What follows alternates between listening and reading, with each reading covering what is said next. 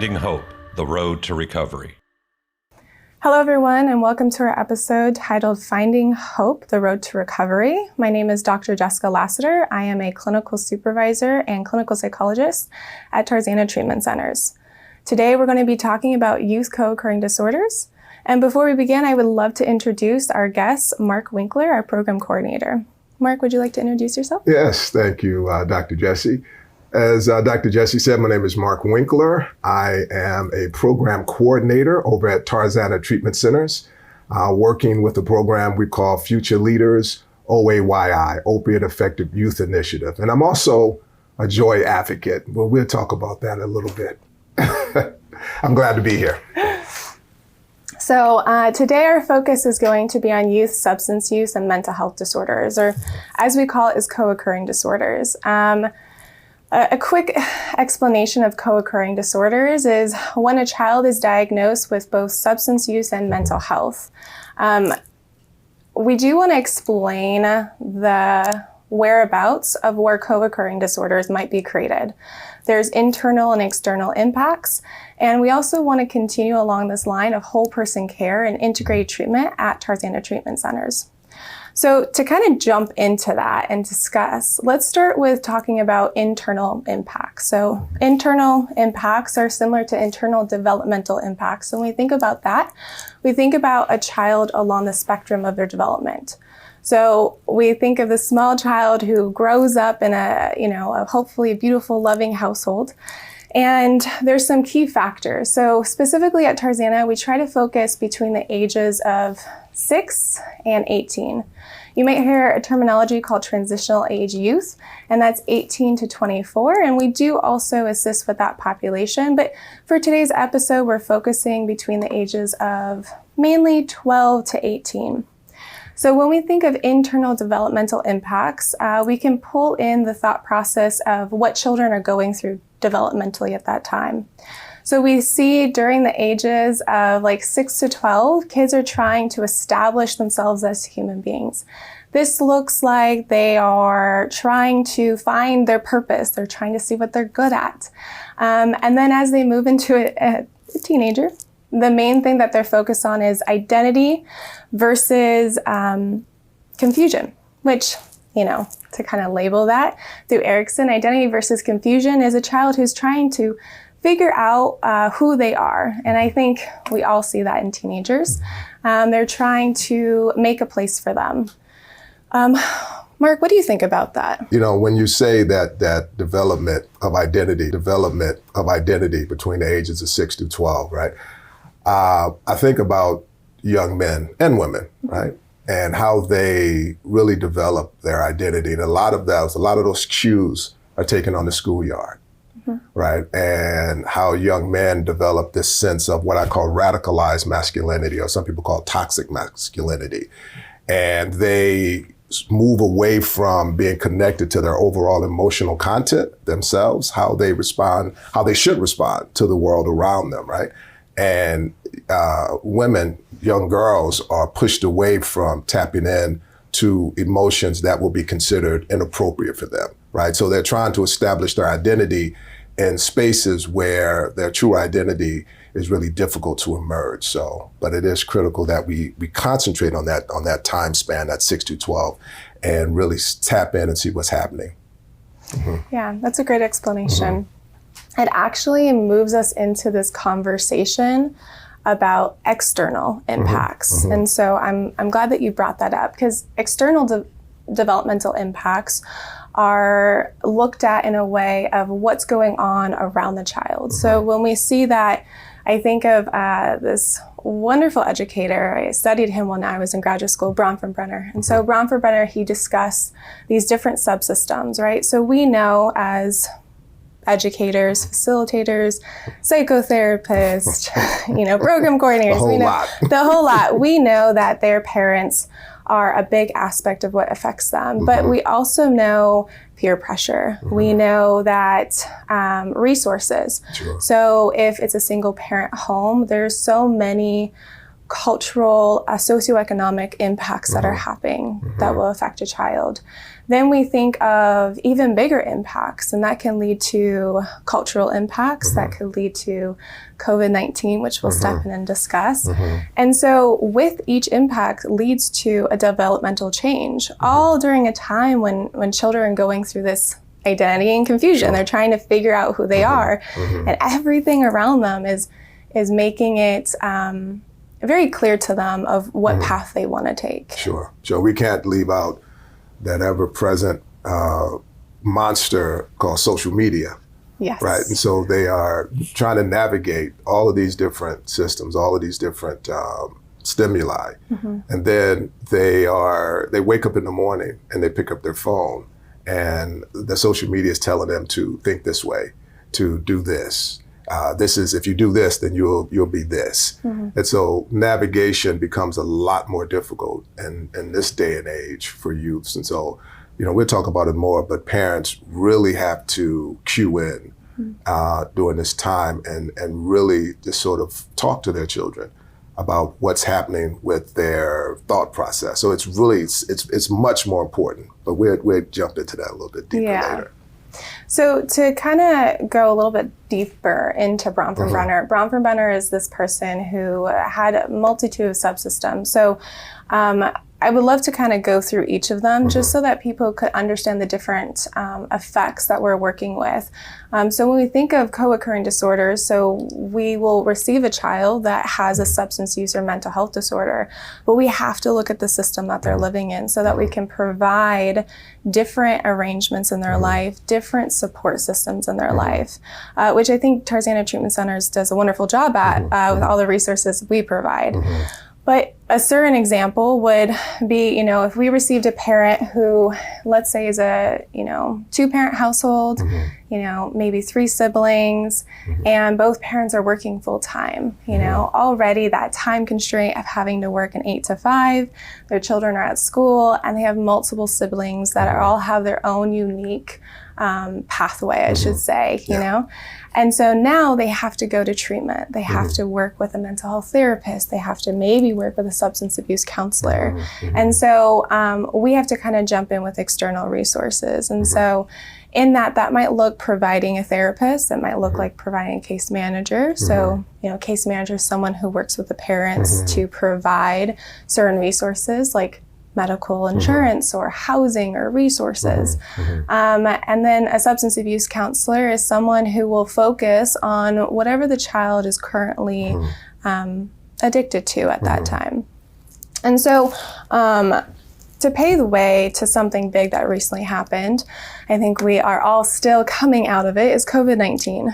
Yes. So COVID-19 was a very big thing that occurred for youth specifically. I think it affected obviously everyone in the world. It affected every single family, but it uniquely affected youth. And so I just want to read some statistics, and maybe we could talk a little bit about that. But UCSD, they found out that during the time of COVID-19, nicotine and use of prescription drugs went up exponentially. And we saw that in the opioid epidemic that occurred, and the multiple lives that were lost to children in different subsystems that weren't able to provide the support that was needed because of the misuse. What are your thoughts on that?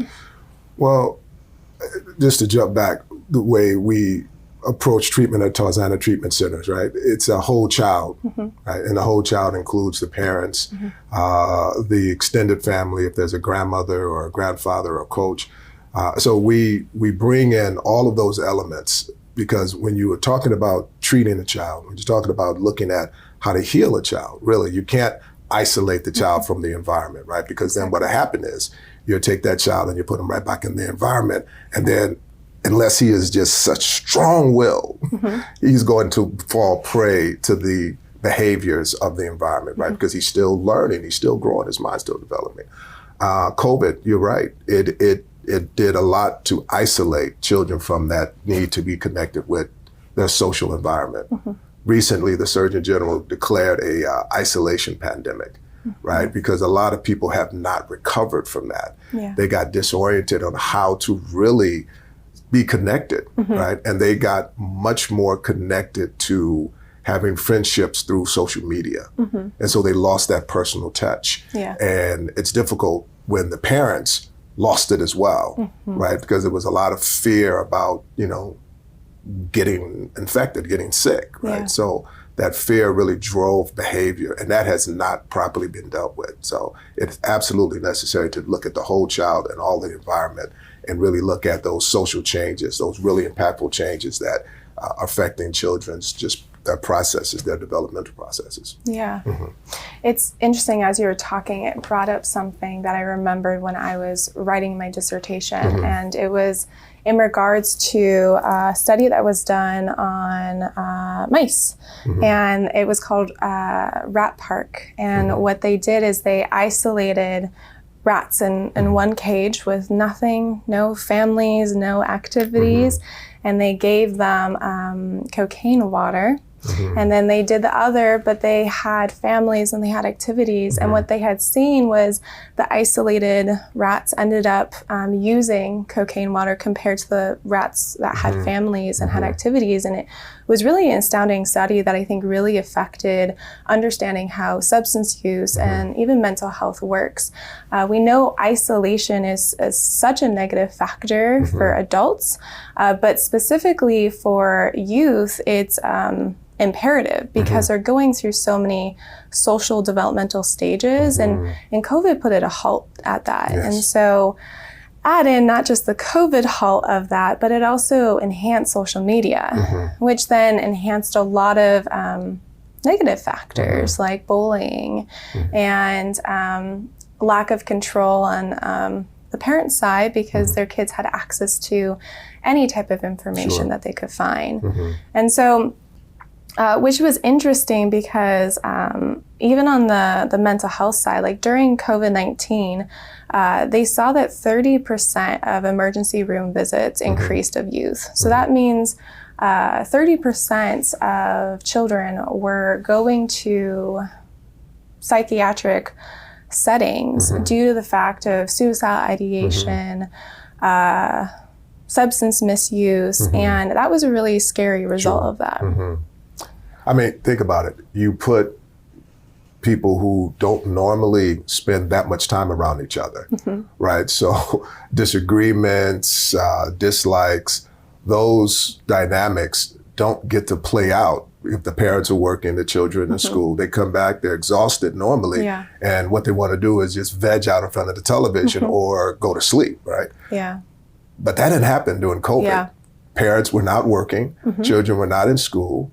And so you had all of this energy just sort of swirling around, and all of the things that were unattended, all of the untreated, unhealed traumas really start playing themselves out. And the parents who did not have the techniques to really expunge and deal properly with that trauma, it was poured into the children. Yeah. And the children, of course, they didn't have the proper tools because they were not at treatment, right? They were not being healed the whole self. And so you really had this problem that just grew and grew and grew. And this is kind of where we are now. So I'm glad that I'm a part of a dynamic that is looking at healing the child, but not just the child, sort of to throw back to what you just said, healing the whole child and looking at all the aspects of the child and how do we make sure that we address all the things that can affect their developing minds. Yeah. I think another thing that we've been seeing at our youth facility together is the increase in nicotine use. I think the majority of our substance use children that come to our facility are using nicotine. And it's very interesting because even though they're underage and they don't have the access to obtain it, somehow they're obtaining it. And nicotine is, it's interesting because it's not necessarily viewed as a drug in the adult population, but we know in the youth population how it affects the brain, increases cravings, things like that, as well as just the interesting fact of how drug use hasn't, the magnitude of drug use has increased. So like with nicotine use in general, we think of a cigarette that has like 10 milligrams and our kids are walking around with vapes with 50 milligrams. They can't go an hour without using it because of how addictive the substance is. And we hear that from our marijuana users as well, where, you know, they can't go a day without using it and the strength of it. And I think it kind of just shows the progress, I should say, of where drug use is coming and going. It's becoming so strong that, you know, it doesn't matter if it's a youth or adult, the substances are so addictive that they're so hard to pull away from. And that's, you know, that's unfortunate because you're right, the concentration of nicotine and vapes, it's so much stronger. With marijuana, I believe it's like natural, if you smoke just naturally outside of a vape, you're getting like 12%. Concentrated, once they break down and vape it, it's like 50%. And that's highly addictive, right? And then they put certain flavors in there. So they actually draw that population to that product. And you're right. And they don't understand because they get a certain release of chemicals and they feel good when that happens, right? And if they are not addressing the issues that are causing them to feel unhappy or to feel disconnected from their joy, then that becomes a viable option for them over and over and over again. So you're right, we're seeing a lot of increase in nicotine and marijuana vape usage. And here's the scary thing, Dr. Jessie, we're seeing it in middle schools, right? So they're starting much younger, using these substances to find pathways to their joy, to their perceived joy. And so that's something that we are addressing. Yes. I'm actually glad you brought the word joy up because I think this is something that we try to work with parents and understanding and also youth. It's a big psychoeducation piece. And so in a child's brain, their brain is not fully formed. We have seen research over and over again that the brain is not even fully formed to middle 20s at this point. Just keeps getting extended with every research study. But what's fascinating is the area of the brain that is most functioning is the amygdala, and it's the joy center, it's the feeling center, it's the emotional center. And one of the least developed is the prefrontal cortex. So that process to think through, have that analytical thought process. And so we have these kids who are isolated because of COVID-19, going through multiple different stressors, being a teenager, trying to figure out who they are in this world, confused about who they are because everything has in its own way been removed from them, from sports to hobbies to, you know, extracurriculars, you know, on top of the socioeconomic and just their family system stressors possibly. And then we have these highly addictive drugs on the market that are producing almost a fake sense of joy, a fake sense of enjoyment. And absolutely. It's this cyclical almost sensation that's happening for them. And it's hard for them to break the cycle. I mean, the amygdala is also the fear center, right? So they are operating from that fear, joy, and this confusion. And then you're right, that prefrontal cortex is still trying to catch up, right? And the disconnection from all the things that can lead to a proper development is being delayed, or they're not being introduced to, but also they're disconnected from nature, right? There's a strong disconnect from nature. And that's something that I think in treatment, I like to use the word in healing, right? So in healing the child, we have to look at the areas of disconnection that could really heal them. And when we look at them being disconnected from nature, they are nature, right? So them not having any contact with nature or a very limited contact with nature doesn't give them an opportunity to really experience a fuller self, right? And I mean, so it's like being disconnected from your family, right? Because we are nature, nature's us, right? The tree's like our cousin, right? So imagine a child being disconnected from their family, and then we're saying, you have to be whole. You have to do the right thing, but we don't take them out and give them an opportunity to see the more expansive self. Right. And so it's a lot to this healing thing, and I just think that it's important that who's ever involved in this healing process that they really look at the whole child. Right. And now when I say the whole child, I mean there's them, their immediate family, their extended family, the community, and all that in the context of nature. Yeah. Yeah. No, that was a great summary. So at this moment, we're actually going to take a quick break. So thank you so much for joining us, and we will be right back.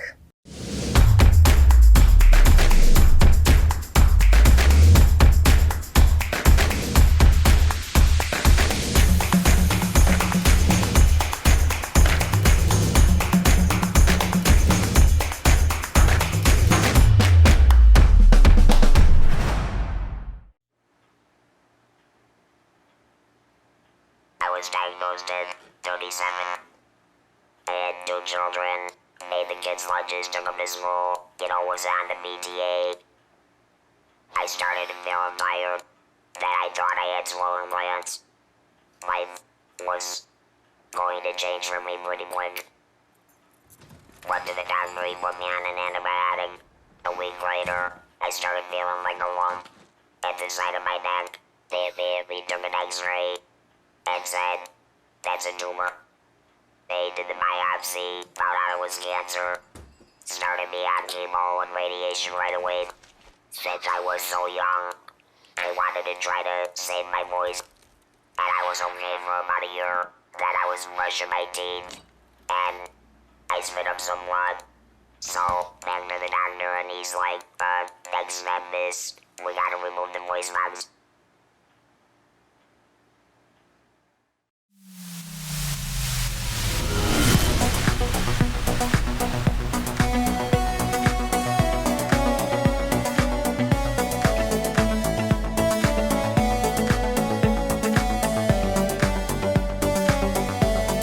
آینه را در شبکه‌های اجتماعی دنبال کنید.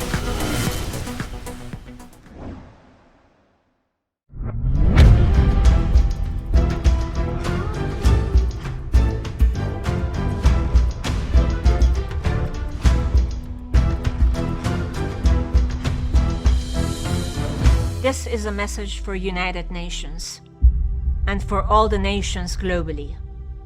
Help Iranian people. Women, children, men are suffering on the streets of Iran. Help Iranian people. 4 decades of atrocities. They need your help. How long are you going to remain silent? Wake up. Stop supporting Iranian government. Our people need you. Women around the world stand in solidarity with the women of Iran. We are with you. We will be your voice. The Persian Empire gifted human rights to the world, to the United Nations. Today, we look forward to your support to use the concept that brought unity to the whole world, to bring it back to my people, to my country. We appreciate all the love and support we get from everyone. To all the non-Iranian artists who have supported Iran during this time, we thank you. We need your support. The Iran issue is a human rights issue. Please stand by Iranian people. Women, life, liberty.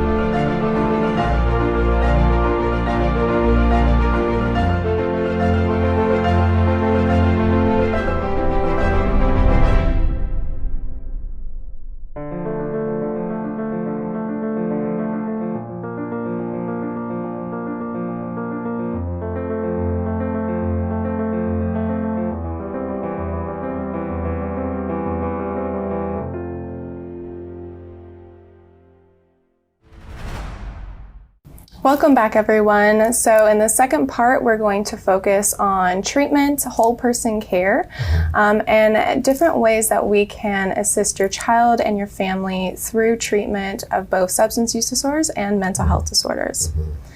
So let's jump right into Let's it. Okay, so treatment. With youth treatment, it's a whole person care. So from start to finish, and even with finish, ongoing. So what that looks like at Tarzana specifically is, we always start first phone call discussing what treatment looks like. So we receive referrals from many different organizations, families, clients themselves, and we talk to them about what treatment looks like. We assess for substance use disorders, mental health disorders. We assess for the need of the family. So that could look like if their family needs assistance financially or resourcing. And then once we do that initial assessment, we then move on to treatment. So that is usually linking up with the specific program or therapist or counselor, because we have so many different opportunities at Tarzana Treatment Centers, to then assess the child where they're at. And so maybe you could jump in a little bit of, your experience with that whole person care. One of the things I like about Tarzana is the approach, right? When we look at the whole child, right, and we're doing that initial assessment and we're assessing needs, we also assess strengths. Right, because there's things that the family has done that's gotten them from point A to point us, right? And by pulling out or extracting and amplifying those strengths, we're able to create, one, a sense of we're not here to fix you, right? We're here to have a co-creative healing process. And I think anyone that does treatment anywhere, they really need to look at the child and the family, and not in an isolated context, right? Not in a broken context, but in if anything, maybe a misguided, off track, right? Separated from their greatness, their joy, and see how we can help them to put them back into that process. And I see a lot of that happening at Tarzana. I don't see the treatment providers or the healers looking at them as individuals that they need to feel sorry for, right? Or they need to, like they're mechanics or something, need to get out their tools to fix.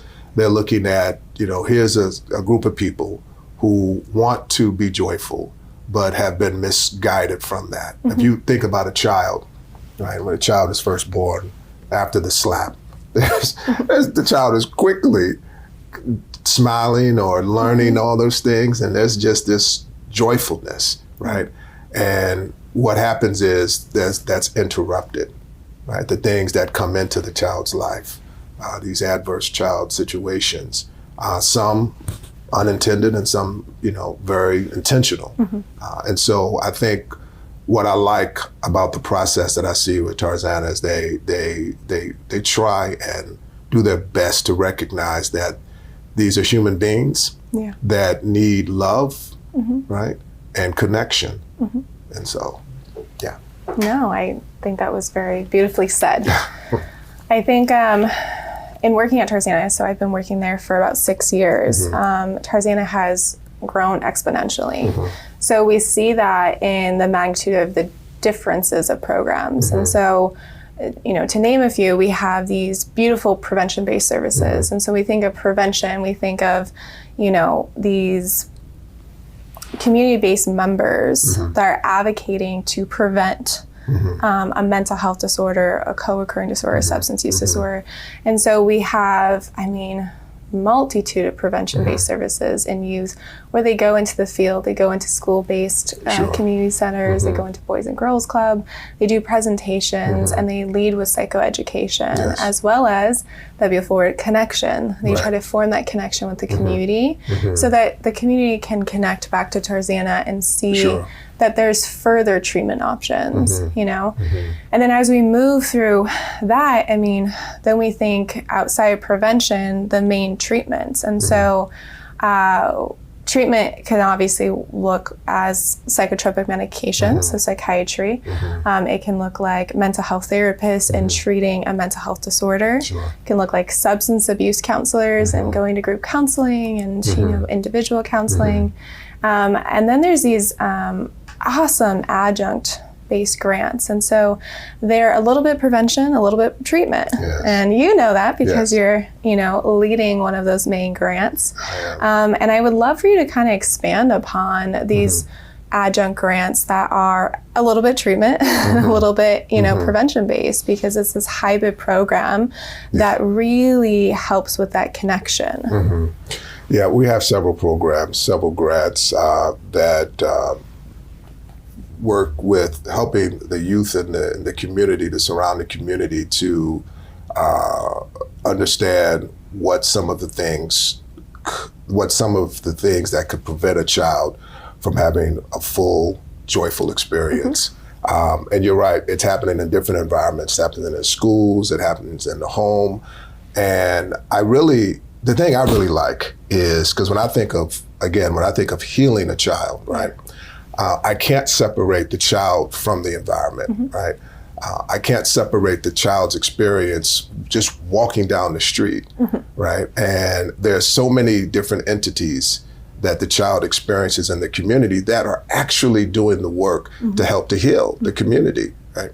And by us having our foot soldiers, if you will, boots on the ground, out and making those connections, and I really believe it should start before the process starts.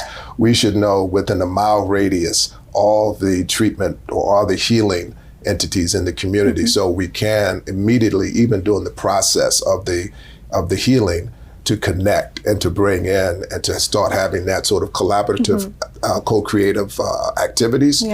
Because we get a short amount of time to work with the families and the youth that we work with, right? And so we really have to, and I think we're doing a good job at it at Tarzana. I think we're doing a good job to make those connections.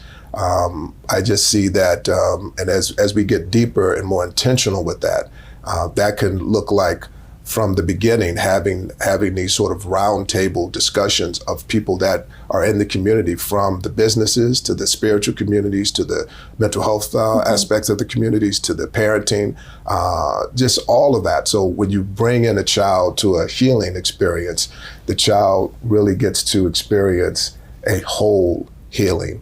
And so when you put that child back into the community, that child is not, I mean, we put scuba gear around the child, right? Like, you know, secure underwater breathing apparatus, right? But those waters are strong, right? And the stimuli that pulls upon a child's mind, that developing mind that you spoke about, if that child is not immediately connected to, or that family is not immediately connected to a continual of what we're giving them, eventually they're going to be pulled away from their joy. Because it's a practice, right? Everything that we teach, everything that we give, it's a practice. If you don't practice it, you're going to fall back again to the behaviors that brought you to our attention. So, No, and when you were speaking about that, I was thinking, I think that is one of Tarzana's main strengths, is that they require a certain level of care. And so in that certain level of care, we hear, you know, these fancy titles called evidence-based practices. And so evidence-based practices are this requirement that everybody in the facility that is working with our youth and our family members is trained in something that has been studied, and it has been peer-reviewed, and it has been shown to improve the lives of our youth. So every single grant is trained in evidence-based practice, every counselor, every mental health therapist. But not only that, it's this creative side. It's this ability to pull on different community-based members that don't always fall underneath the evidence-based practice. So we provide this unique care, this whole person care, this culturally competent care, so that we can meet every youth and family member where they're at. You know, it's not just this cookie cutter way where one size fits all. It's really meeting the youth and their family at whatever level they're at. And that can be, you know, different socioeconomics, different race, different culture, different ages, you know. We have older parents with younger kids, we have younger parents with older kids, and, you know, every single dynamic is so different. And I think the even extra special component is everybody that works within the youth facility understands the importance of working with the entire family. So it's not just working with the child and treating the child and being on this healing journey with the child, but it's this healing journey with the family, because I love that analogy of the scuba diving gear. That was amazing, because you know, we need to provide that scuba diving gear for that whole family. So when that youth is being pulled by peer pressure and social media and addiction, and you know, parents are being pulled by their job and the requirements of being a mother or father, that they have support systems. And that's why at Tarzana, where we have prevention and we have these therapists, and then we have these grants that have, you know, a prevention, you know, treatment kind of viewpoint, we're providing every single gear that we can so that once a child goes through our system, it's not just the child, the family has gone through our system. And before they leave us, they know how to operate every single gear that we've given them. And that's the concept that we call integrated health service, right? And so the integration is that you have all of these entities designed to look at a piece of the child, right? A piece of the child. It's like, I use the analogy, it's like a joy puzzle, right? And so each individual piece, right? So we say, well, what's preventing you from having a complete joy puzzle, right? It could be mental health. It could be maybe the child needs to not be bored, maybe need connection to a sports team. Right, the parent is overwhelmed, no self-care time, right? So connecting the parent to a community where that can happen, right? So we're bringing these broken pieces or these separated pieces to the joy puzzle, and we're putting them together, so the family can really realize, from the adults to the children, that joy is not something that they just stumble into. Right, and that's what most people do. They stumble into joy, and they then, because of all of these unanswered needs, they stumble into what, you know, I call uncomfortable emotions. Right? I don't call things bad emotions, but it's an uncomfortable emotion. And because they don't have the tools and the strategies that we provide, sometimes their strengths don't outlast the emotion, and they get stuck in the emotion, right? Anger, frustration, anxiety. And then when they get stuck in the emotion, the parents, they bring that energy to the child. And the child doesn't have, as you said, that prefrontal cortex is still developing. So that child doesn't have the wherewithal to say, oh, this is not about me, right? You got that reptilian and that mammal brain operating. It's like, it's all about me, right? And so the child then is lost. And as they try to, again, go back, try to form their identity, it's being formed in an environment of an absence of joy, right? And so bringing all of this, integrating all of these treatment or healing dynamics, and then looking at the community and figuring out how can we integrate what's happening out there, right? Because one of the things I encourage everyone I work with to understand is that there is strength in the community, right? There's resilience and there's joy. We don't get to see that a lot, because when you turn on the news, you see something opposite of that, right? But there's people who are really trying to connect people to a joyful life. And as healers, as treatment providers, our goal should be to connect to those entities and integrate that into our treatment process. No, 100%. I think it really speaks to diversifying treatment and making sure that we provide this care at every level, but it's in a framework that is I don't want to say understandable, but in a way that can be reutilized by the family. You know, I think sometimes therapists I know in my school, they taught me all these fancy words, but not always the words of how to phrase it to a child and family. And so I think you have found a really elegant way to explain what treatment is supposed to be. And I think it kind of actually goes to the trying to destigmatize treatment. We hear this quite often from youth and families, and of course there's a cultural component, but I think across the board, there's this stigma of having to see someone or talk to someone and being viewed as not good enough or being viewed as, you know, maybe less than. And it's at the core of the family. It's not just the child feeling that way, it's the family members feeling that way. And I think when we meet families at a place where, you know, this is happening on such a broad spectrum that this is not just a singular situation. That we can support the family and also fine-tuning and still meeting them where they're at. But to really destigmatize it and demystify treatment, you know, I think I like that word, when we focus on just the child or just the family, and we're not focusing on everything, that whole person care, the integrated care, we're missing the bigger picture. And with youth, you can't miss the bigger picture. Absolutely. You know, I think treatment is vastly different between adults and youth. And with adults, you know, you sometimes can just work with the individual because we're living on our own. We're dealing with our own bills. We're dealing with our own problems. But children are in an environment that is not in their control. They are in a situation that is outside their control. So how do we strengthen a child into understanding that they have more control than they do, while also supporting the people who are in the control, the parents, with providing more time and more resources and lowering that stigma and lowering that, you know, unknown factor of treatment. I think one of the ways we can do it is at the onset of the healing process, right? We don't look at them as a manila folder, right? That's a great example, Dr. Bessel, in his book, The Body Keeps the Score, he said his professor taught him to not look at the folder before you meet the child and before you meet the person, right? Meet the person, because what happens is when you look at the folder, you eventually have to read it, right? But when you look at it first, you're looking at it through the prism of someone else's thoughts and experiences. That person who is analyzing or assessing that child could have had a childhood experience that is now being triggered by that child's experience, right?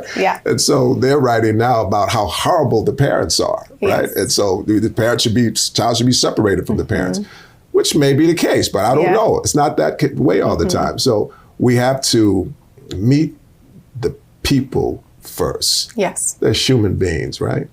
They're on this earth. They didn't fly from some, you know, foreign planet. You know, this is planet Earth and people. So we're people, right? So we have experiences. Sometimes those experiences brings joy, and sometimes those experiences separate us from our joy, right? And we have to be able to, as healers and treatment providers, know the distinction. Right? And if you don't get to know the child, if you only know the family and the children through the eyes of so many others, which is valuable data, we have to know that, right?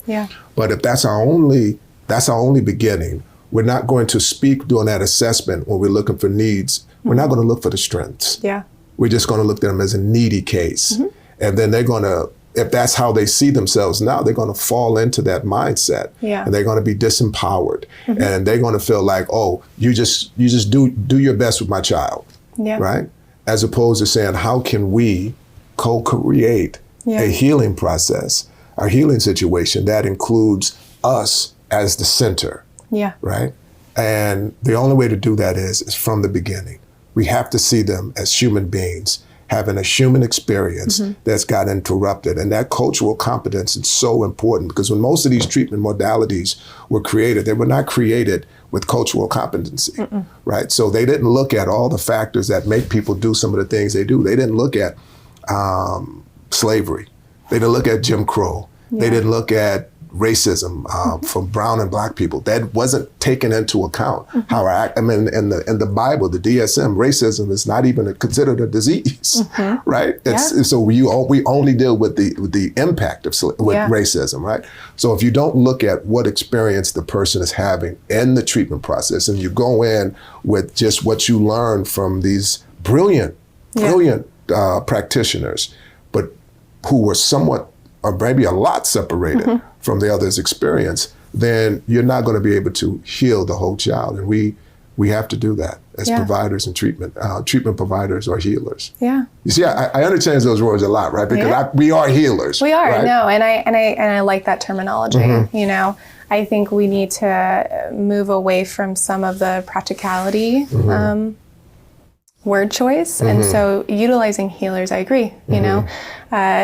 Technically, I'm an LPHA, which is in the healing arts, right? You know, even though I'm a clinical psychologist. You are a healer. Yeah, I'm a healer. There we go. You know, and I think to bring it back to Tarzana Treatment Centers, I think they do a amazing job at providing multiple resources. They provide this prevention, they provide the mental health, the substance use. They have things like medication-assisted treatment. So for our, you know, youth who are addicted to opioids or alcohol, we have psychiatrists who work with them in order to utilize substances, psychotropic medication to help them get off of opioids or alcohol. We have inpatient facilities in AV Lancaster, so if youth need to be removed for a short term so that they can work on just their whole self, mental health and substance use, we have that.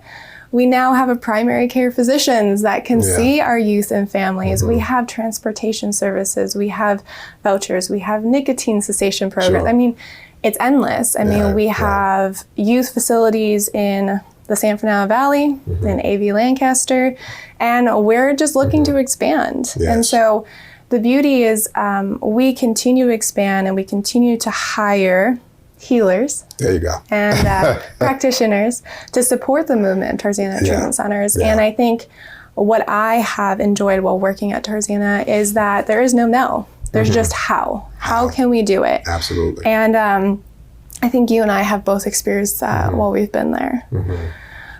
So any final words before we end? No, everything you just said, when a person comes into their healing process in that sort of environment, there's inspiration. Yes. Right? There is empowerment. Yeah. Especially if all of these systems are integrated and working together and the person is experiencing this, then the person receiving the treatment understands that there's a whole me that needs to be looked at, not just the isolated moment that perhaps brought me here. Yes. Right.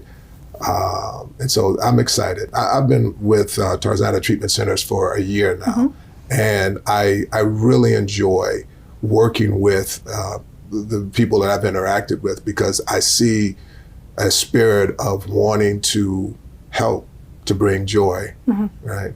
They may not use the word joy as much as I do, but it's there. I see it. We feel it. We feel right? it. We feel it. I feel the joy. So that's it. I'm just excited to be a part of this ongoing journey, and I look forward to the work that we're going to continue to do there. Yeah.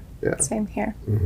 Well, thank you for joining me, Mark. Thank you for having me. Thank you to everyone for joining us for this presentation. If you would like more information about Tarzana Treatment Centers, please stay tuned. Other than that, I hope you have a fabulous day.